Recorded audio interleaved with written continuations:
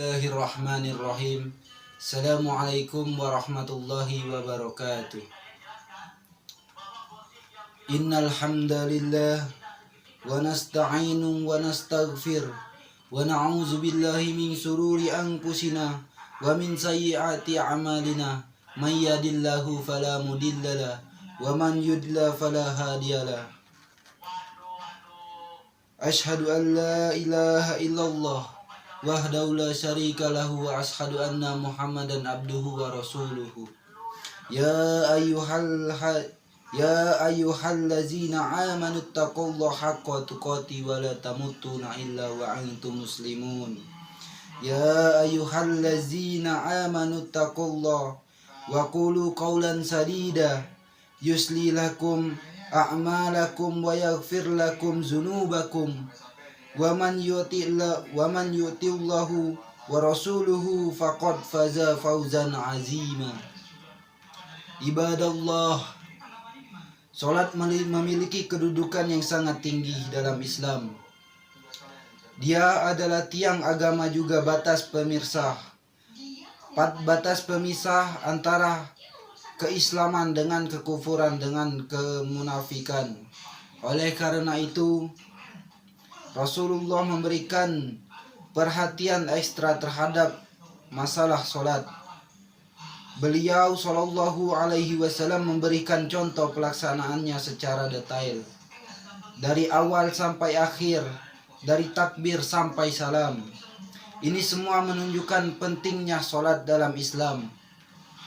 Harusnya ini sudah cukup sebagai motivasi bagi kita, kaum muslimin, untuk selalu bersemangat dalam melaksanakan solat.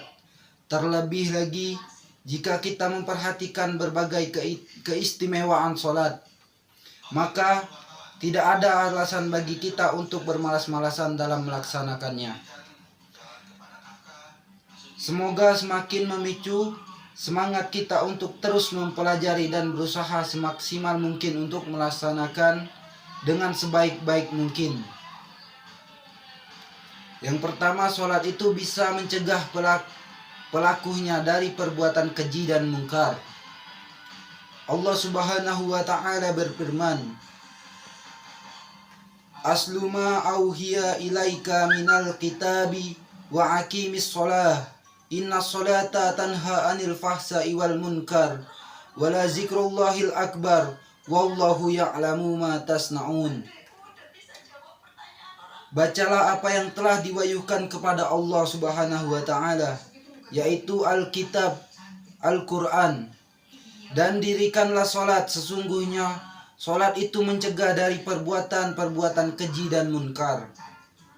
Dan sesungguhnya mengingat Allah Subhanahu wa ta'ala adalah lebih besar keutamaannya dari ibadah-ibadah lain, dan Allah mengetahui apa yang kamu kerjakan. Surat Al-Ankabut ayat 23, ayat 29 dan 45. Yang kedua, salat merupakan amalan terbaik setelah dua kalimat syahadat. Ini berdasarkan hadis dari Abdullah bin Mas'ud radhiyallahu anhu yang mengatakan, Sa'altu Rasulullah sallallahu alaihi wasallam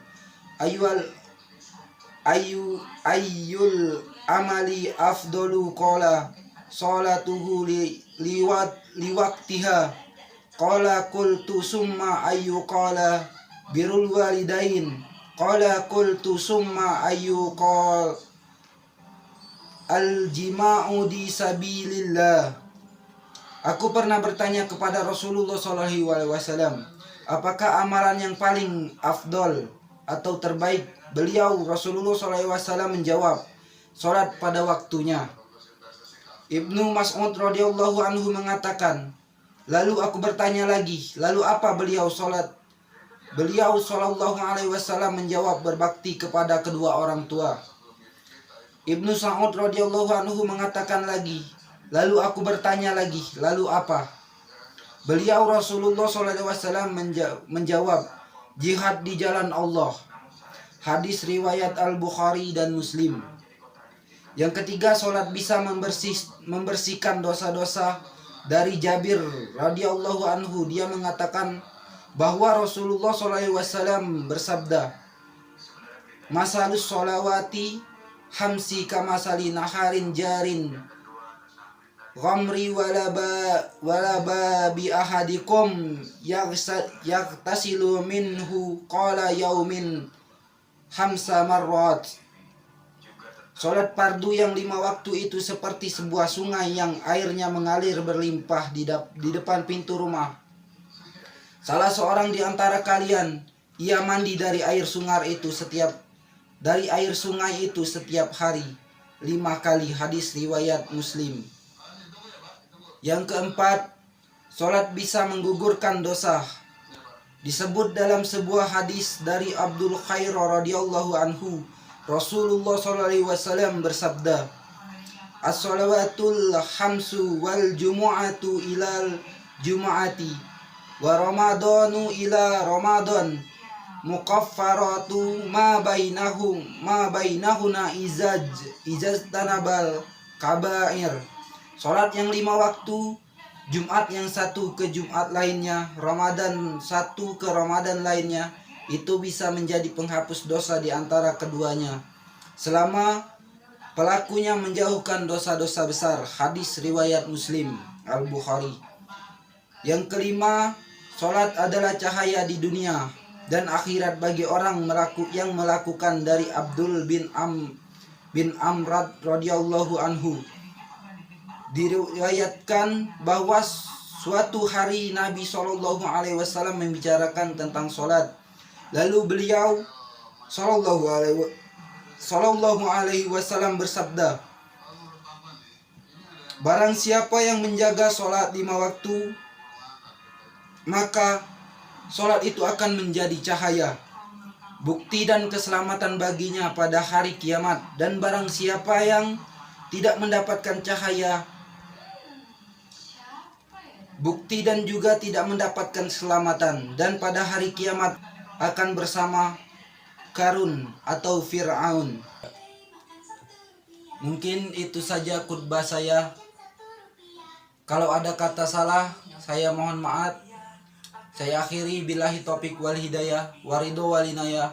Assalamualaikum warahmatullahi wabarakatuh.